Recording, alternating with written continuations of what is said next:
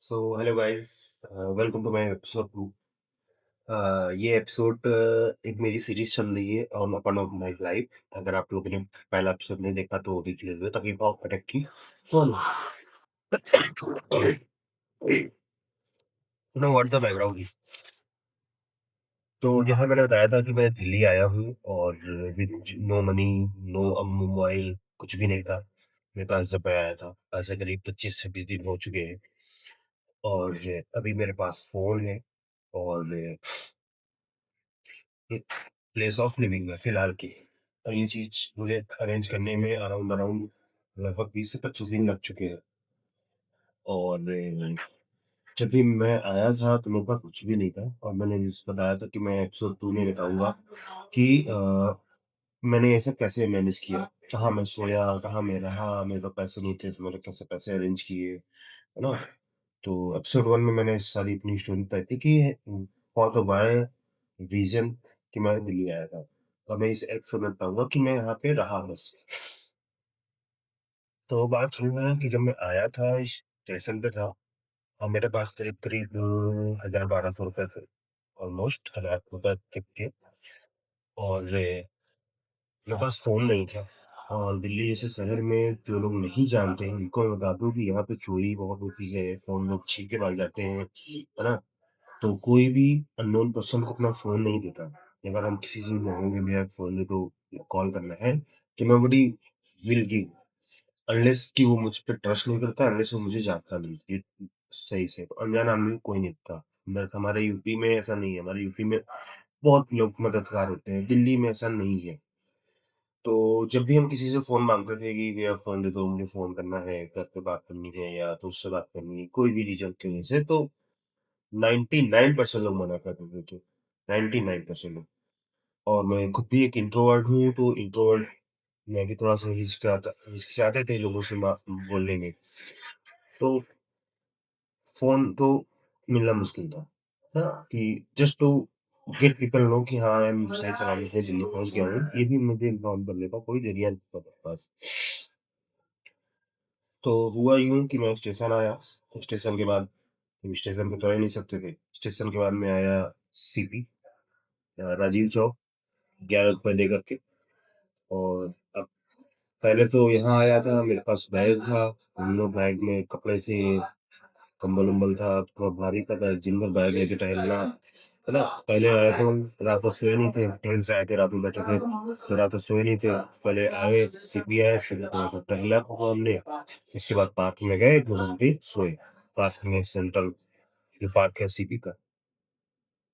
और नाश्ता-वास्ता भी कर लिया था क्योंकि पैसे थे मेरे पास भी कितने, है ना? ऑलमोस्ट ऑलमोस्ट लगभग 3 बज गए, 4 बज गए, तो मेरे पास आइडिया नहीं था कि मैं सोऊँ कहाँ। मेरे पास इतने पैसे नहीं थे कि मैं होटल ले सकूँ। मेरे पास करीब-करीब 500-700 रुपए बचे होंगे आई गेस, है ना? हाँ, ये कितने बचे हैं। इतने पैसे में तो होटल तो मुश्किल था और अगर मैं होटल ले भी लेता, शायद मिल भी जाता कोई 500 तक पैसा, पता नहीं खाते क्या। और हम अगले दिन क्या करा, तो होटल मैं नहीं लिया, मेरे पास कोई ऑप्शन नहीं था। तो फ़ोन भी नहीं था, तो हमने बस ऐसे 1-2 लोगों से बातचीत किया कि भैया यहाँ पे कहीं रात रहने का जुगाड़ हो सकता है क्या? तो ऐसा कुछ कोई मतलब ऐसा कोई ऑफ़र तो नहीं मिला। फिर मुझे याद आया, मेरी बहुत पुरानी एक दोस्त है दिल्ली की, उसने एक बार मुझे बताया था कि यहाँ पे बाबा साहेब का बंगला साहिब का गुरुद्वारा है, जहाँ पे दिन भर लंगर चलते रहते हैं, खाने का मिलता रहता है, बाकी गुरुद्वारा है तो वहाँ पे आप बातचीत थोड़ा सा टाइम स्पेंड कर सकते। तो ये मुझे याद आई अचानक से बात। अब मुझे ये नहीं मालूम था कि वो है क्या? तो सीपी के अराउंड ही हमने पूछने लगे लोगों से, 2-3 लोगों से पूछा तो पता चला कि अगर बगल में ही है। सीपी के 1 किलोमीटर के डिस्टेंस पे ही है। तो ये चीज़ अच्छा लगा। शाम हो गई थी, गए वहाँ पे, है ना? रास्ते में जाते-जाते भूख भी लगी थी, पैसे तो थे, लेकिन सीपी में बहुत चीज़ें महँगी है। वहाँ पे एक चाय ₹40 में दे रहा था। जहाँ हम लोग ₹10 की चाय पीते, ₹15 की चाय पीते, वहाँ ₹40 की चाय दे रहा था। बहुत महँगा है। आप इससे अंदाज़ा लगा सकते हो कि अगर हम वहाँ पे घर पे खाना खाने जाएँगे तो कितना पैसा लग जाएगा। तो चाय इतनी महँगी है। तो हल्की की भूख भी लगी रही थी। जा रहे थे हम वही इधर बंगला साहिब की तरफ। रास्ते में एक जगह पे कोई बाँट रहा था वो हलवा बनाकर, है ना? वो मतलब क्या होता है, बगल में मंदिर पड़ती है। बंगला साहिब को जाने लगो तो हनुमान जी की बहुत बड़ी मंदिर पड़ती है, तो वही मंदिर के बाहर जो है हलवा बना के बांटते हैं हम लोग की तरफ। प्रयागराज में जानते होगे, माघ मेले में ऐसे लोग बहुत बांटते हैं, तो हम लोग सही सलामत निकला था, अच्छा खाते था, काइंड ऑफ पीपल बता रहे थे, तो हमने भी खाते खाते बंगला साहिब जाने लगे, तो मुझे एक आदमी मिला जो वो भी बंगला साहिब ही जा रहा, शायद लेबर होगा या लेबर कैटेगरी का आदमी था, वो जा रहा था। बातचीत होने लगी, है ना, बातचीत होने लगी, तो उसने वो पता चला वो भी जा रहा है ना। जब वो भी जा रहा है तो मैंने पूछा, मैंने बताया कि भैया मैं ऐसे ऐसे कंडीशन में आया हूँ, मैंने खाने का जुगाड़ देख रहा हूँ।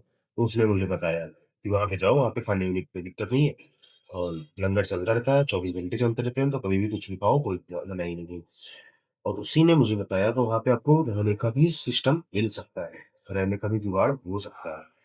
उनके अच्छा, मेरी आंखों में तो चमक आ गई, कह रहे वाह। गए वहाँ पे जो है, उसी ने मुझे बताया कहाँ खाना मिलता है, बहुत बड़ा बंगला साइज है ना, जो लोग नहीं आए हैं जरूर आएंगे, बहुत अच्छी फीलिंग आएगी। वहाँ गए, पहले दर्शन किया, दर्शन करने के बाद फिर जो है गए लंगर की तरफ, वो ले गया मुझे जहाँ पे है, तो वहाँ पे बहुत बड़ा सा एक हॉल है, हॉल में कम से कम एक बार में 100 150 आदमी लोग खाना खाते हैं।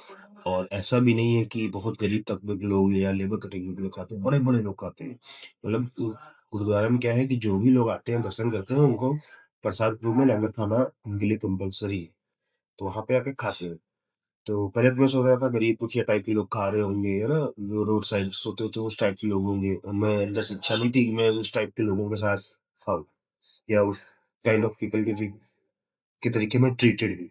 तो मेरे अंदर से इच्छा थी, लेकिन जब गया ना, देखे यहाँ पे बड़े बड़े लोग खा रहे हैं, है ना, मेरे बगल में बैठ के खा रहे हैं, वही लोग बांट भी रहे हैं, है ना। वहाँ पे होता क्या है कि पहले प्रसाद खाओ, उसके बाद उनकी खूब बांटो, बंटवाओ, है ना, वो अच्छा से रुकिए। गया तो मुझे अच्छा लगा, वहाँ मैं खाया, भर पेट खाना खाया, भर पेट खाना खाया। उसके बाद जो है वही बातचीत किया, तो पता चला कि 200 रुपए का रूम मिलता है। सॉरी, रूम नहीं, एक हॉल है, हॉल में शेयरिंग बेड मिलता है ना, मतलब हॉल में बेड मिलता है 200 रुपए का एक रात के लिए, गुरुद्वारा में ही। और अगर हमें फ्री में रुकना है तो फ्री में भी वो गद्दे गद्दा प्रोवाइड कर देंगे, और गद्दे पे भी अपना कंबल उम्बल अपने से अरेंज करके सो सकते हैं। तो मेरे पास पैसे थे, सही से सोया नहीं था, रात भर भी सोए नहीं थे, तो उनसे दिन भर भी भटके थे इधर उधर, तो हम रूम ले लिए 200 रुपए वाला। रूम नहीं, बेड, बेड ले लिया हमने 200 रुपए वाला। और फिर हमको कंबल, मेरे पास कंबल बहुत पतला सा कंबल है, नॉर्मल, जैसे साल भर के ओढ़ा जाता है वैसे कंबल है। तो किसी काम का निकला तो वहाँ पे जब पेट मिला, मुझे कंबल अच्छे से मिल गया, सोने की अच्छी व्यवस्था मिल गई, तो उस मैं जेब से गया, लेकिन हमने कहा कि देख ले ली, कोई दिक्कत नहीं, हमने ले लिया। मेरी एक रात वहाँ बीती, और जब एक रात वहाँ बीती तो फिर दूसरा दिन सुबह हुआ, फ्रेश व्रेश हुए, मनोरंजन किया, सारा कुछ किया काम, है ना। और फिर सुबह से मेरा टारगेट ये था कि कहीं बेटर, ये तब तक वहाँ पे रहेंगी, हालांकि कोई टेंशन नहीं था, जब तक भी मैं चाहूँ तो अगले काम में रह सकता हूँ, कोई टेंशन नहीं था, कोई दिक्कत नहीं था, खाने में कोई दिक्कत नहीं थी, लेकिन हम यहाँ पे खाने सोने तो आए नहीं थे, तो दिमाग में चल रहा था यार कुछ जॉब ढूंढना है, कुछ करना है, और फोन भी नहीं था। तो निकले वहां से, टहले घूमे बगल पहाड़गंज तक के, है ना। तो भारी सा बैग लेके टहलना घूमा, know kind of struggle I है फेस, बहुत स्ट्रगल था कभी। टहल भी रहा था, लेकिन पोस्टर पे नाम नंबर नंबर लिखा था, जॉब वॉब था, बहुत सारे जॉब वगैरह पोस्टर पे लिखे रहते थे कि रहने खाने का देंगे, लेकिन मेरे पास फोन ही नहीं था कि मैं उनको फोन कर सकूं। और मान लो मैंने किसी अनजान आदमी से फोन कर दी या पोस्टर पे, तो दोबारा मैसेज से कांटेक्ट करेंगे, और कोई मुझे बार बार फोन क्यों ही देगा, तो बहुत सिस्टम खराब था। तो दूसरे दिन तक लगभग मेरे पास 100 150 और में खर्चा हो गया था, दिन में चाय वाय पीने में। शाम हो गई, शाम हो के बाद फिर मैं गया, सो गया, तो दूसरे दिन मैंने रूम नहीं लिया था, तो वो शेयरिंग बेड नहीं लिया था, मुझे पता चल गया। तो मैं जो है, जो फ्री वाला कंबल मिलता है वो कंबल, सॉरी, फ्री वाला जो गद्दा मिलता है, मैं गद्दा लेके सोया था वहीं पे। आप कभी जाओगे बंगला साहिब तो आप देखोगे कहाँ पे सोने में सिस्टम देते हैं। मैं नहीं बोलूंगा कि बहुत अच्छा था, और मैं ये भी नहीं बोलूंगा कि बहुत खराब था। अगर कोई आया है, पैसे नहीं है उसके पास, उसके लिए एक इनम व्यवस्था वहाँ पे लोग करके देते हैं। तो आप, एक कंडीशन है कि आप 3 दिन से अगर नहीं रुक सकते, 3 दिन के बाद वो लोग मना कर देते हैं। तो दूसरे दिन भी वहीं पे सोया, खाया पिया, और ऐसे चौथे दिन भी गया। और पांचवें दिन पे जो है, मेरे पास पैसे भी नहीं थे, और शाम का समय हो गया था। ये हुआ था कि किसी तरीके वहां से निकलना है, क्योंकि तब तक रहेंगे। तो पांचवा दिन भी मॉर्निंग हुआ, ठीक है, क्योंकि मॉर्निंग हुआ, और मॉर्निंग होने के बाद जो है, पैसे वैसे थे नहीं, तो वैसे मैं टहल रहा था, घूम रहा था, ठीक है। एक तो ये बहुत ही डिस्टर्बिंग चीज है, मैंने कभी जिंदगी में करना पड़ेगा। लेकिन वो जो बंदा मिला था ना पहले दिन गुरुद्वारा जाते समय, उसने मुझे बोला था कि हाथ पैर सलामत है, अगर तुम्हें दिक्कत होगी तो लेबर अटैक चले जाना, और वहां पे जो है तुमको दिन का काम मिल जाएगा, और शाम में वापस पैसे हो जाएंगे, 400-500 रुपये, 600 रुपये। तो मैं तो खाने के पैसे नहीं, रात में सो के मैं गुरुद्वारा में सो रहा हूँ, तो वो आदमी मोबाइल की खाता फोन करके पैसे सो के लगा सकूँ। तो मुझे लगा कि मेरे पास ये ऑप्शन मुझे करना चाहिए, कर लेना चाहिए, भूखे मरने से या चोरी चकान करने से बेटर होगा। तो अगल बगल हमने पता किया कहाँ पे है, तो किसी ने बताया कि पहाड़गंज में चूना मंडी है, चूना मंडी के चौराहे पे ये बड़े डाला। बहुत ही दबे हुए दिन से तो धीरे धीरे गया। मुझे जहाँ पे मिला था कम से कम 2.5 किलो था, 2.5 किलो चला गया मैं पैदल। गया तो शायद मैं लेट हो गया था, या जो भी था, 9 बजे पहुंचे थे, तो बाकी लेबरों से के साथ में खड़ा था भाई, क्या ही कर सकते हैं।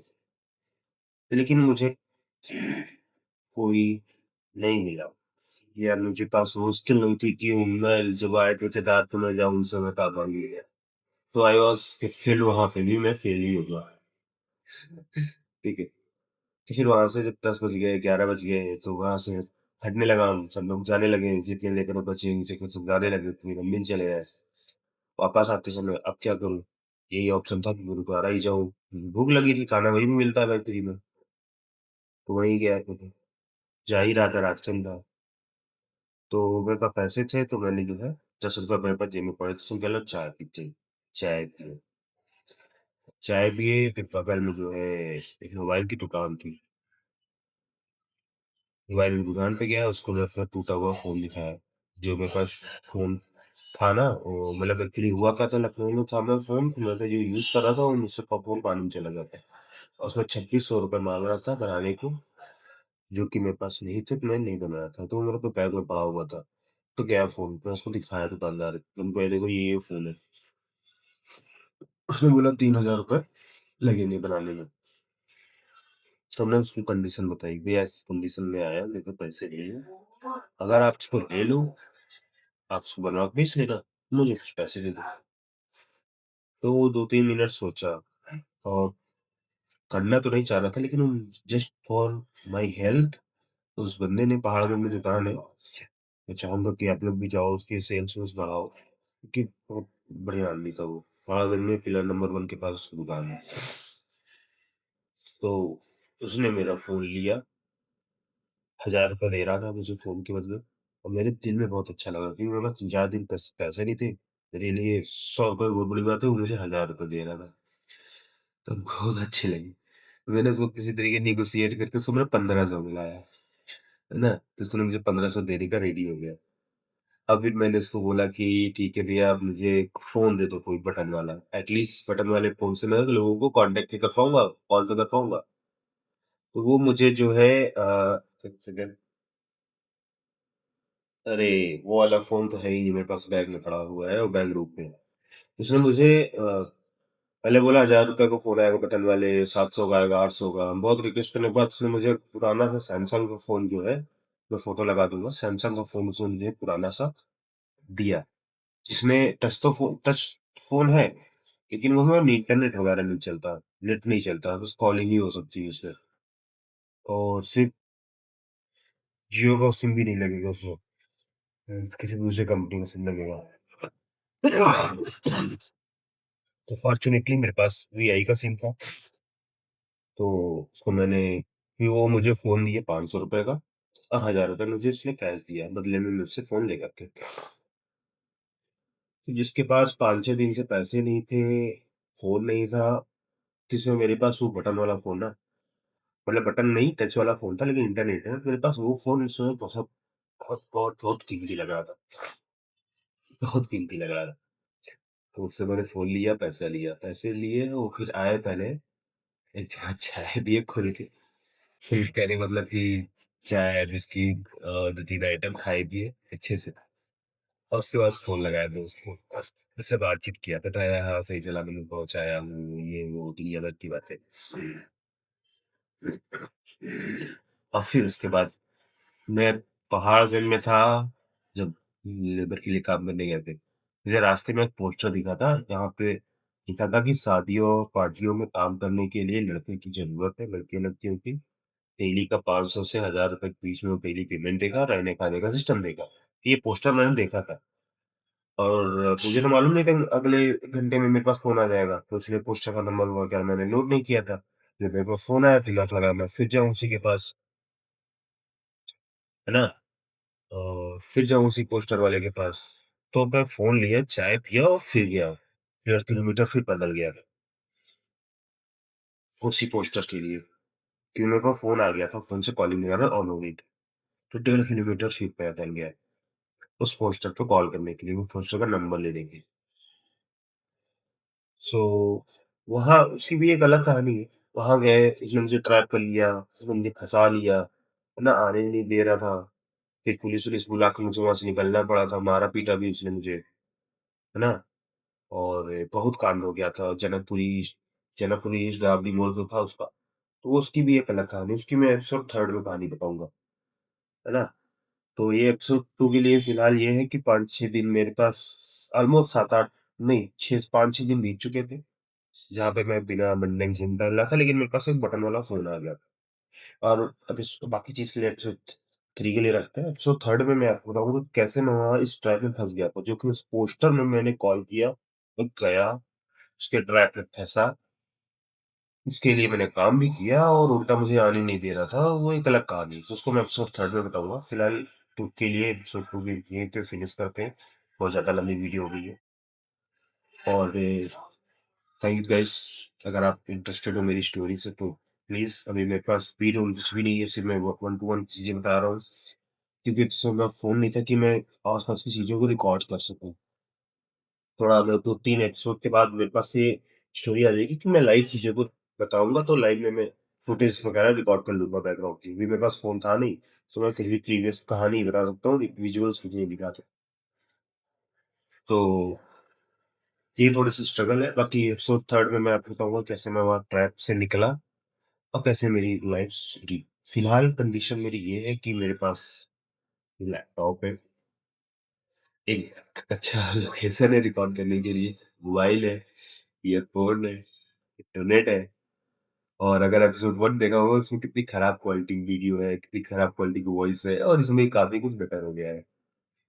सो एपिसोड 3 में देखिएगा जो ये कंडीशन कैसे बनाई ये मैं भी वाई वाइज़ डायरेक्टली नहीं बताऊँगा, भाई वाइज़ एपिसोड वाइज़ ही बताऊँगा।